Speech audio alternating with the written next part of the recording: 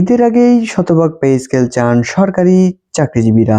দেশ রূপান্তরের অনলাইন প্ল্যাটফর্মে 2026 সালের 22শে ফেব্রুয়ারি একটি নিউজ প্রকাশিত হয়েছে। সেই নিউজে তারা বলেছে, ঈদের আগে পে স্কেল চান সরকারি চাকরিজীবীরা। সেই পে স্কেলের সেই রিপোর্টটি নিয়ে আজকে আমরা বিস্তারিতভাবে আলোচনা করব। সরকারি কর্মচারীদের সর্বনিম্ন বেতন 35,000 টাকা নির্ধারণ করে পবিত্র ঈদ উল ফিতরের আগেই নবম পে স্কেল গেজেটের দাবি জানাইছে তারা। আজ রবিবার 22শে ফেব্রুয়ারি তেজগাঁও প্রধানমন্ত্রী কার্যালয়ে তারেক রহমান বরাবর একটি স্মারকলিপি জমা দিয়েছে দাবি আদায় ঐক্য পরিষদ। সংগঠনের পক্ষ থেকে প্রধানমন্ত্রীকে পৃথকভাবে শুভেচ্ছা বার্তায় বলা হয়, বাংলাদেশ জাতীয়তাবাদী দল নিরস্কৃত বিজয়ের মাধ্যমে সংখ্যাগরিষ্ঠ লাভ করায় সরকার গঠন করেছে। দেশের জনগণ যেমন ভোটাধিকার ফিরে পেয়েছে, তেমনি গণতন্ত্র পুনঃপ্রতিষ্ঠা লাভ করেছে। সেই নিউজে আরো বলা হয়, স্মারকলিপিতে উল্লেখ করা হয়েছে, নবম পে স্কেলে 1:4 অনুপাতে 12টি গ্রেডের সর্বনিম্ন 35,000 টাকা বেতন স্কেল নির্ধারণ করে ঈদের আগেই গেজেট প্রকাশের দাবি জানানোর অনুরোধ জানানো হয়। উল্লেখ্য, বাংলাদেশের সরকারি কর্মচারী দাবি আদায় ঐক্য পরিষদ দেশের কর্মচারী অঙ্গনের সর্ববৃহৎ পেশাজীবী একটি সংগঠন। সেই সংগঠনের সরকারের সকল দপ্তর, প্রতিষ্ঠান, পাবলিক বিশ্ববিদ্যালয়, স্বায়ত্তশাসিত প্রতিষ্ঠান, দাপ্তরিক, বিষয়ভিত্তিক, জাতীয় ভিত্তিক সংগঠনগুলোর সমন্বয়ে এই জোটটি গঠন করা হয়। এই জোট 2015 সালে অষ্টম পে স্কেল 11 থেকে 20তম গ্রেডের কর্মচারীদের বৈষম্য শিকলে আবদ্ধ করার পর থেকে প্রথম পর্যায়ে পে স্কেল বৈষম্য নিরসনের কাজ করে যাচ্ছে। বৈষম্য নিরসনের জন্য নিবেদন সহ বিভিন্ন কর্মসূচি পালন করলেও তৎকালীন সরকারের কাছ থেকে কোনো সাড়া পাওয়া যায়নি। এমনকি বিগত কোনো সরকার সংগঠনের সঙ্গে আলোচনায়ও বসেনি। অথচ বিগত বিএনপি সরকার 1991 এবং 2005 সালে কর্মচারীদের দুঃখ দুর্দশার কথা চিন্তা করে তারা কিন্তু 2টি পে স্কেল দিয়েছিল পূর্বে। এর পরবর্তীতে 2015 সালের লাস্ট পে স্কেলটি গঠন করা হয়েছিল। তারপরে কি বলছে, গত 11 বছর ধরে কর্মচারীরা পে স্কেল থেকে বঞ্চিত। দ্রব্যমূল্য লাগামহীন ঊর্ধ্বগতির কারণে জীবনযাত্রার ব্যয় বৃদ্ধি পায়। 6 সদস্যের পরিবারের ব্যয়ভার বহন করতে গিয়ে কর্মচারীরা দিশেহারা অবস্থানে রয়েছে। বাংলাদেশের জাতীয়তাবাদী দলের নির্বাচনী ইশতেহার যথাসময়ে নবম পে স্কেল বাস্তবায়ন করার অঙ্গীকার ছিল, যার ফলে কর্মচারীরা একটি আশাবাদী অবস্থানে রয়েছে।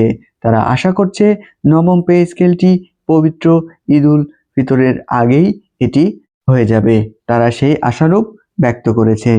সংগঠনের পক্ষ থেকে 2019 সাল থেকে বৈষম্যহীন নবম পে স্কেল বাস্তবায়নের লক্ষ্যে নিবেদন সহ বিভিন্ন শান্তিপূর্ণ কর্মসূচির মাধ্যমে তৎকালীন সরকারের দৃষ্টি আকর্ষণের চেষ্টা করেছিল তারা। এই ধারাবাহিকতায় অন্তর্বর্তীকালীন সরকারের কাছে নিবেদন সহ কর্মসূচি অব্যাহত রাখা হয়। সে প্রেক্ষিতে 2025 সালে নবম পে স্কেলের একটি কমিটি গঠিত হয়, যার প্রতিবেদন ইতিমধ্যে সরকারের কাছে প্রদান করেছে তারা। কিন্তু অন্তর্বর্তীকালীন সরকারের সেই স্কেল প্রদানের আশ্বাস দিলেও তারা তা বাস্তবায়ন করেননি। সংগঠনের নেতারা বলেছেন, প্রত্যাশা করেছি প্রজাতন্ত্রের সকল কর্মচারীদের অসহায়ত্বের বিষয় বিবেচনা করে পবিত্র ঈদ উল ফিতরের পূর্বেই স্কেলের গেজেট জারি করে কর্মচারীদের মুখে হাসি ফোটাবেন প্রধানমন্ত্রী তারেক রহমান।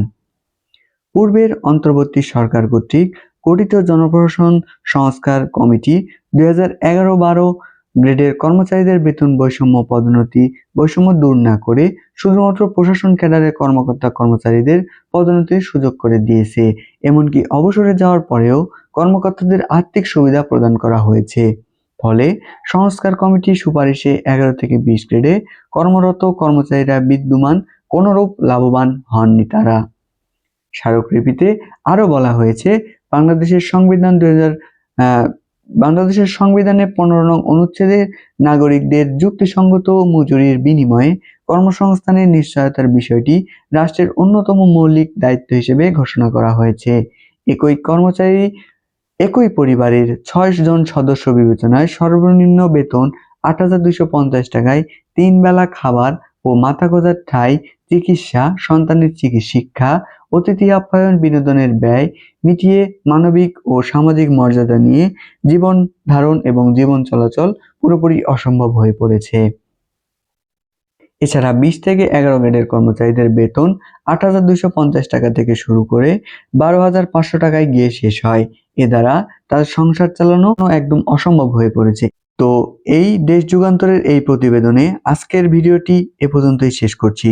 এর পরবর্তীতে পে স্কেল নিয়ে আপডেট ভিডিও এবং প্রতিনিয়ত আপডেট পেতে আমাদের এই টেকবিডি 2.0 ইউটিউব চ্যানেলটি সাবস্ক্রাইব করে আমাদের পাশে থাকবেন।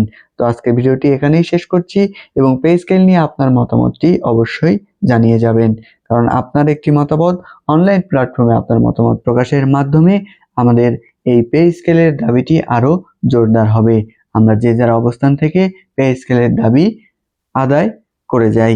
তো আজকে ভিডিওটি এখানেই শেষ করছি। সকলের সাথে থাকার জন্য অসংখ্য ধন্যবাদ।